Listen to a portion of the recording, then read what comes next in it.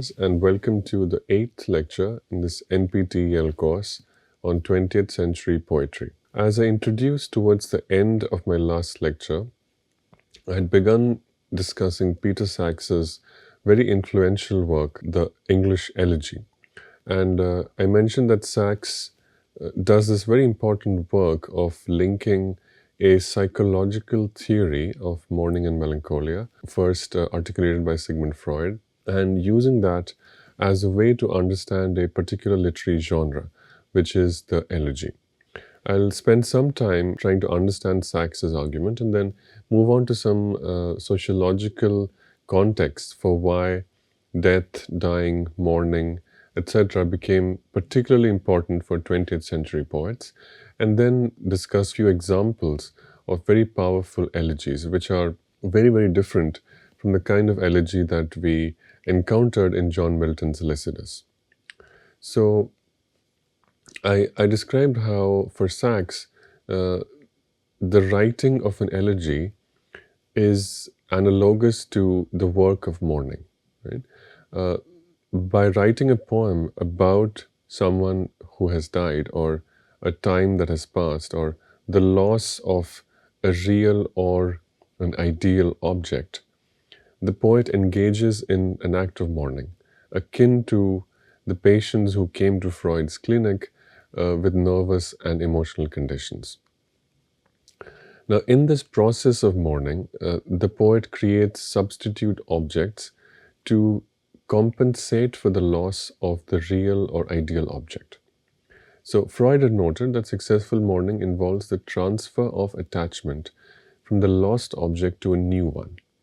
Sacks observes that elegies often engage in this process by introducing poetic substitutes for the deceased. Right? We have seen how in Lycidas, the poetic persona, the narrator, says that Lycidas had drowned, he had sunk, but he was mounted high like the sun. The sun is a replacement, a substitute, a poetic substitute. Now, in Sacks's theory of the elegy, poets perform this act of poetic substitution in many forms. The most common is the naming and the commemoration.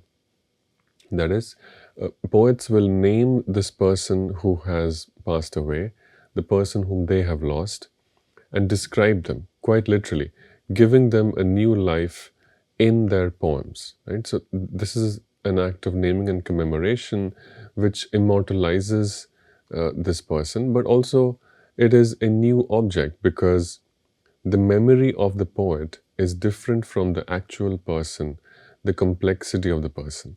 Further, in the pre-20th century elegy, poets were very careful not to describe some of the unpleasant, inconvenient, or disturbing or complex aspects of these people whom they mourned. That is to say, poets were very careful only to mention those things which were quite admirable, which were presentable in public. So, in choosing, in describing some aspects of the lost person, but choosing to ignore or neglect some other aspects, they are changing the reality. They are creating a new reality. They are creating a new poetic substitute. This is one way in which poets produce substitutes for lost persons or objects. Another way in which poets do this is by creating a symbolic transference. That is to say, the poem may shift focus onto nature, poetic legacy, or religious faith as ways to compensate for the lost presence. We have seen the example of the shift onto nature as a symbolic transference in Milton's Lycidas. The shift to religious faith can be seen in a very famous poem, which is In Memoriam by Alfred Lord Tennyson. In this poem, Tennyson mourns the death of Arthur Hallam and struggles, berates himself, doubts the church, doubts religion, and really flails for some sort of emotional comfort. But at the end of the poem, Tennyson finds some comfort in religion. So while In Memoriam is very close to the 20th century in its historical context. It was composed in the second half of the 19th century. In its generic legacy, in memoriam stays very close to the pre-20th century elegy. It mimics the theory and the structure of elegy as described by Peter Sachs. So religion, nature, poetic history, these are some fields onto which poets will transfer their grief or the struggle that they face while coping with the loss of a loved person. Sachs acknowledges that while elegies represent successful, healthy, and normal processes of grieving, that is to say, while Sachs would argue that most elegies signify mourning, Sachs also acknowledges that some elegies do not or cannot be contained within the Freudian framework of healthy grieving, which is mourning. Some elegies, Sachs acknowledges, admits, risk spilling over into the realm of melancholia. Sachs considers the possibility that elegy, rather than resolving grief, might fall into melancholic fixation, where the poet cannot fully relinquish the lost object. Sachs notes that some elegies resist closure, dwelling in sorrow or even internalizing aspects of the deceased. This echoes Freud's idea that in melancholia, the bereaved unconsciously identifies with the lost object, leading to self-reproach and stagnation rather than resolution. So while Sachs is quite empathetic in his imagination that the elegy, the English elegy, is a complex, diverse genre, and that not all elegies can be said to be mourning, and that there are many elegies which go into the realm of melancholia, Sachs does not fundamentally question Freud's framework. The framework which I've laid down in the previous lecture describes mourning as somewhat normal, healthy, and a process that leads to a resolution, and melancholia as the opposite, as the binary opposite. Melancholia is not healthy because it does not lead to resolution. It involves the patient or the griever or the bereaved person being stuck in that initial moment of shocked grief. For Sachs, this process of melancholic grieving, which in Freud's view is unhealthy and pathological, cannot fully explain how elegies work. So Sachs is somewhat limited by Freud's own understanding of what mourning and melancholia are. And in Sachs's theory of how the elegy is an important genre, Sachs ends up replicating the limitations of Freud's ideas of psychology. And ultimately, the consequence of working within Freud's limits is that Sachs's own idea of the power, the complexity, and the potential of the elegy as a literary genre, these things are also quite limited. Further, a final aspect of Sachs's view is that repetition and ritual are also an important part of the psychological process. So there is repetition in elegy, there are refrains, there are pastoral conventions, there are traditional motifs. These repetitions become the generic or poetic equivalent of the repetition that Freud describes in mourning. That is, repeatedly going through the memories of the loved person, the person who is no longer with us. The elegiac form itself, in Sachs's view, becomes a kind of ritualized mourning, helping both poet and reader navigate loss. Now, finally, to conclude, Sachs's use of Freud deepens our understanding of elegy and describes how elegy works as a literary and psychological act. Sachs demonstrates that elegy is not just about remembering the dead, but also about negotiating the complex emotional terrain of loss. Now, while this is good, there is also a sense that for Sachs, Freud's views of mourning and melancholia act as barriers. They set the limits for how much potential, how much power can be attributed to this literary genre called the elegy. A more recent work, a scholarly work that builds on Sachs's view but goes far beyond Sachs, and especially in its ability to question the strict binary between mourning and melancholia that Freud established, is a work by the scholar Jahan Ramazani. This work is titled Poetry of Mourning, The Modern Elegy from Hardy to Heaney, and this was published in the year 1994. Ramazani, who is very inspired by Sachs as well as by Freud, writes a history of the elegy which begins where Sachs stops. Sachs goes all the way up to the 20th century, but doesn't describe how the 20th century poets reinvented the elegy. Now, Ramazani builds on Freud's Mourning and Melancholia, but differs from Sachs in questioning exactly how mourning and melancholia are different. The modern elegy, in Ramazani's view, departs from the traditional consolatory form of the elegy. So while classical elegies seek resolution and poetic closure, modern elegies resist consolation. This is the chief idea in Ramazani's work, that there is consolation, but the consolation itself looks very different. Consolation is very complex. Consolation is not easy to identify. Consolation in the 20th century elegy doesn't look like what consolation appeared or sounded like in previous elegies. That is to say, it appears that 20th century poets continue to linger in grief. It appears that these poets do not want to be consoled.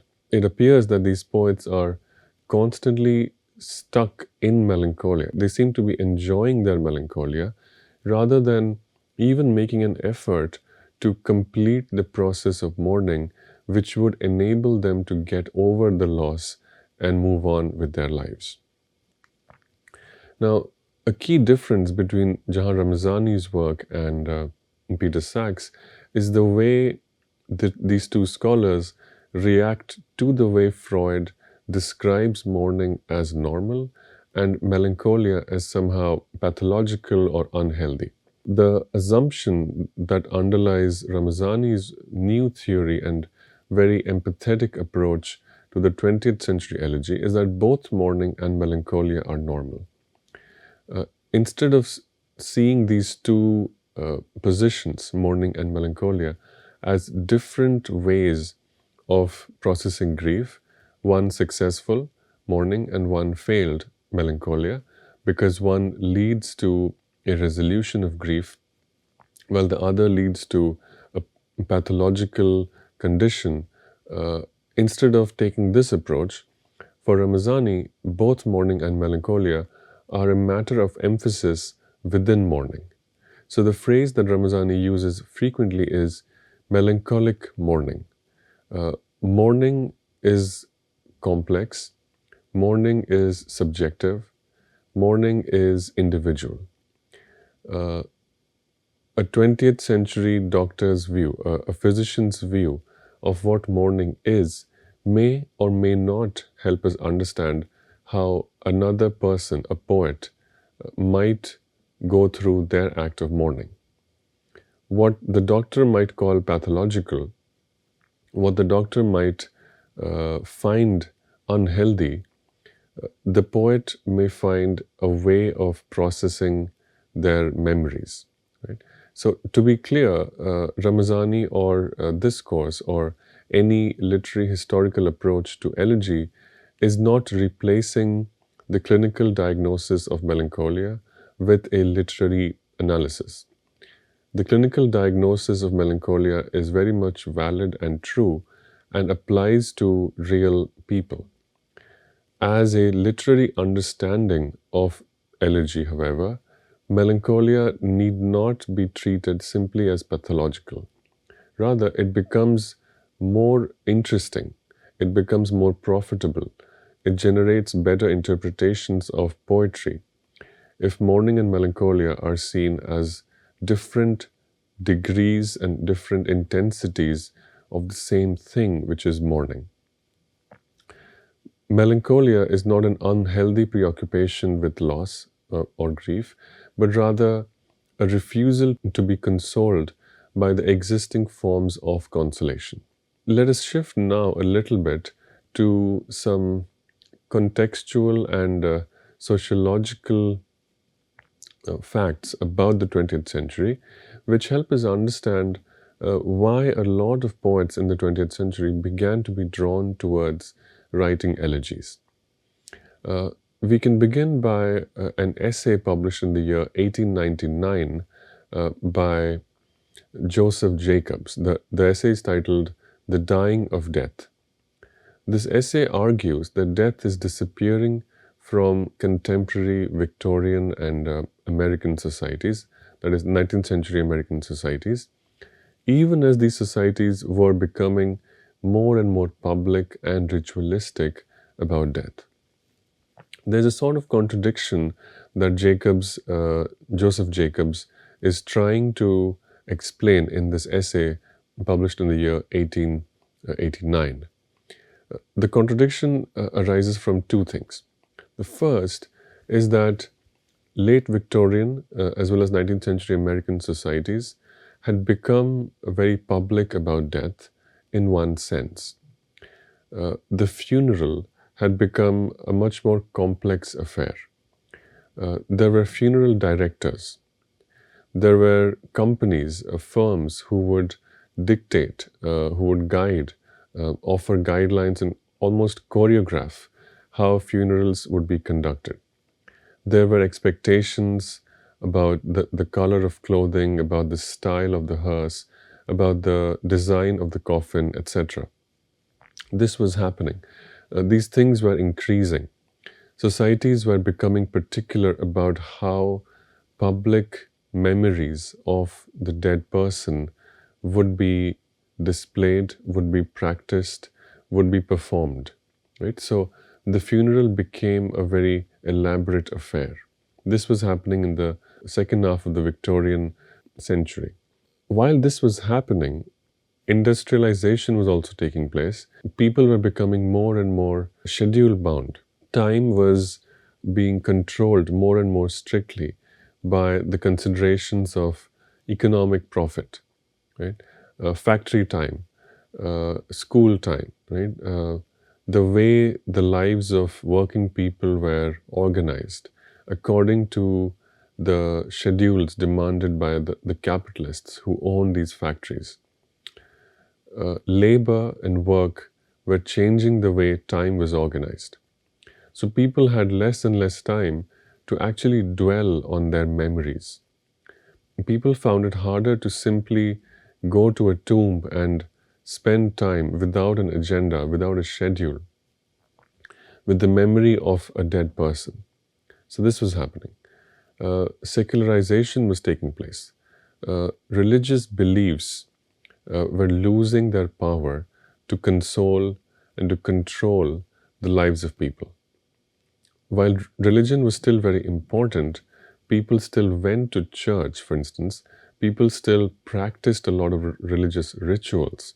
But because of the way society was industrialized, people did not really have time to do justice to those expectations from institutional religion. There was also a question of belief which was fading.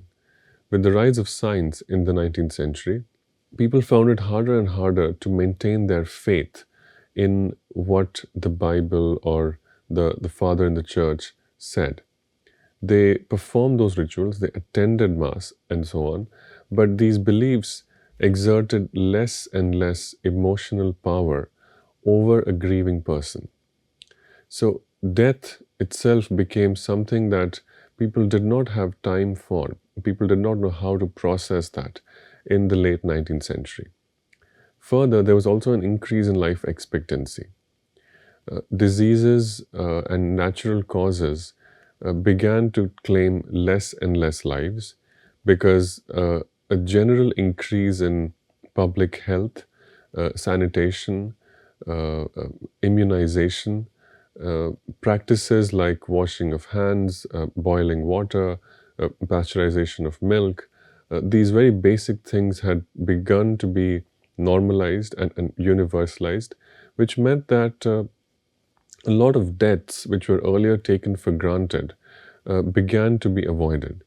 As a result, life expectancy grew exponentially in the 19th and early 20th centuries.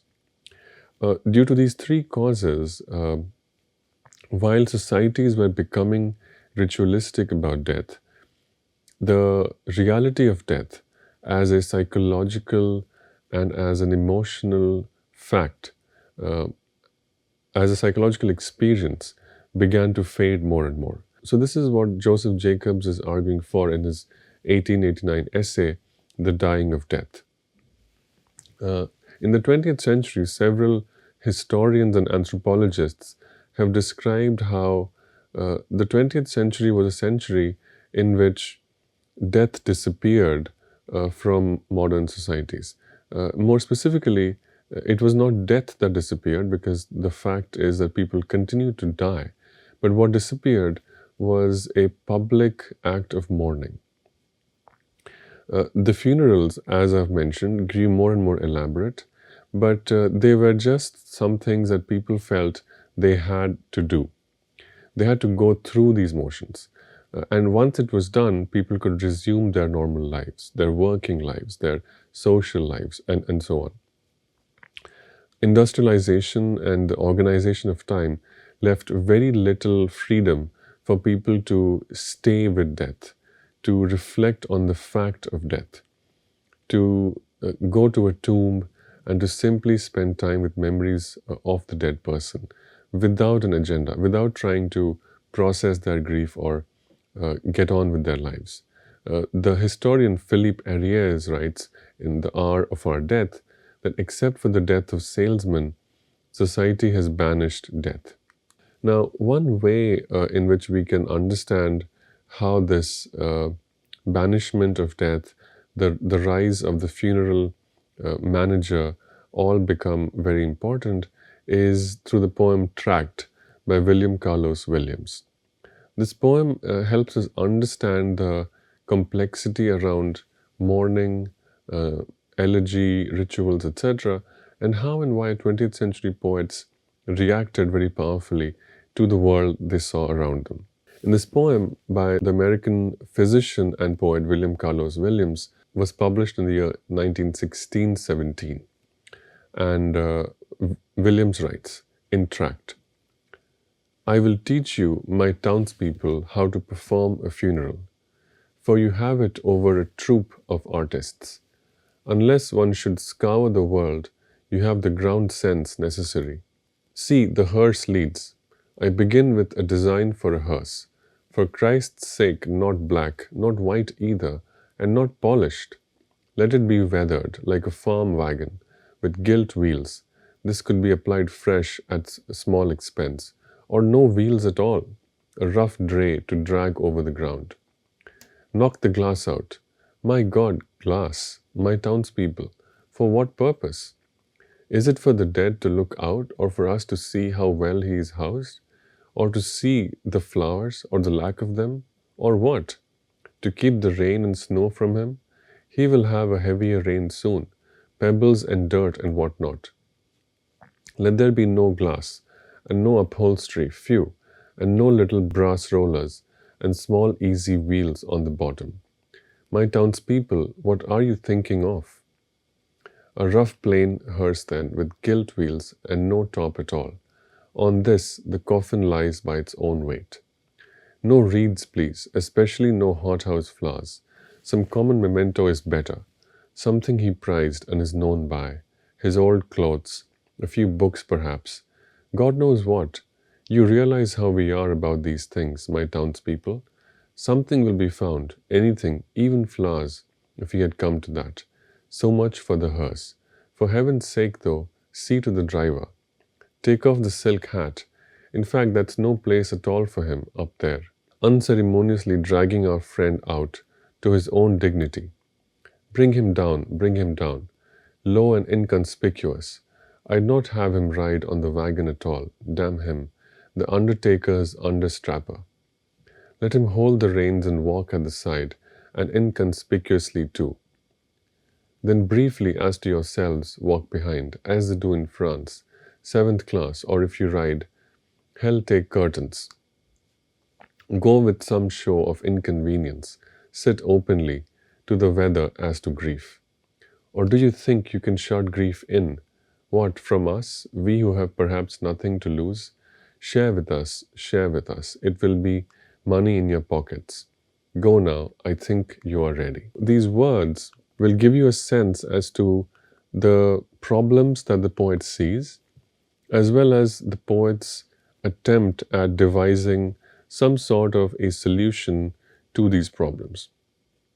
The problems that the poet sees is that the 19th century, the late 19th and early 20th century in industrialized Britain and America have led people to become a little bit delusioned about death. They think that by having a glass window on the hearse, they are doing a sort of honor or they are respecting the dead person. And to that, the poet responds in a very materialistic way. What does the glass protect the dead body from? Right? Similarly, with the silk hat that the driver of the hearse wears. Similarly, with the polished wheels and the black color of the hearse. These seem to be things that people think will honor or respect the dead, but the poet angrily exposes the hypocrisy. The poet argues that we do this not for the dead, but for ourselves. And why do we do that for ourselves?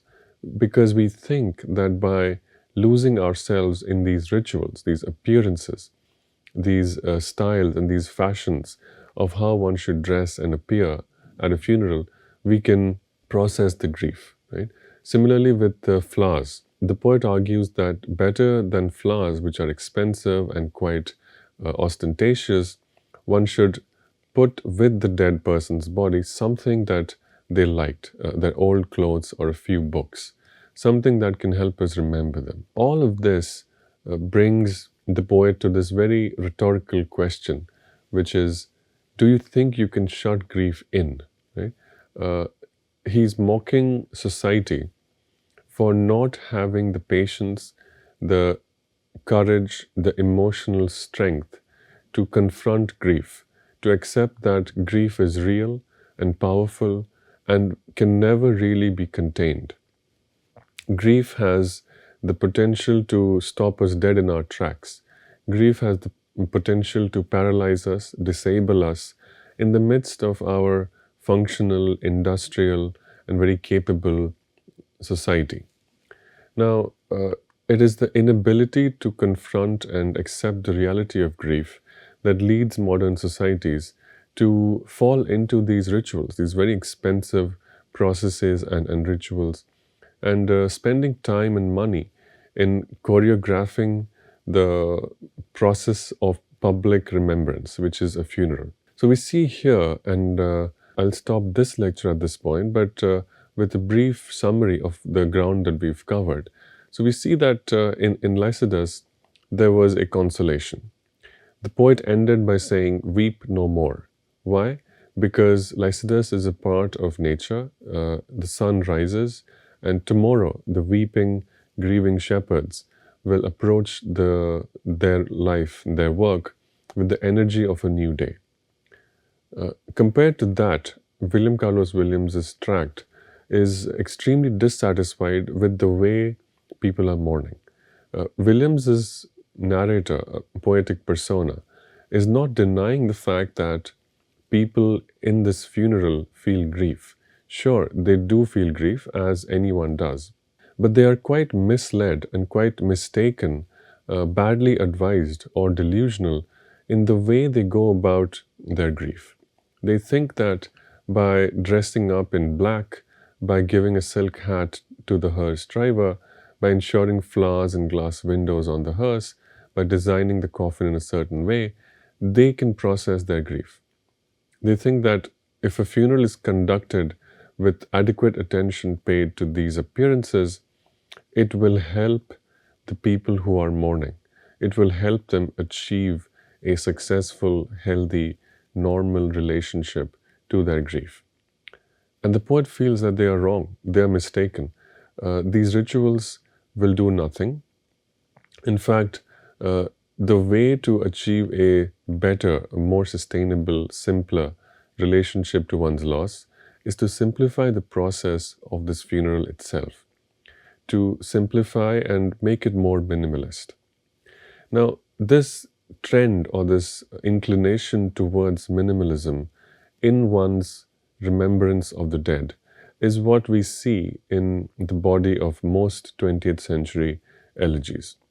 We will graduate from William Carlos Williams to a somewhat later poet, Wallace Stevens, and spend some time with his poem, The Emperor of Ice Cream, and understand how the 20th century elegy becomes a very, very powerful emotional medium in the hands of poets like Wallace Stevens. We will discuss that poem in the next lecture. Thank you.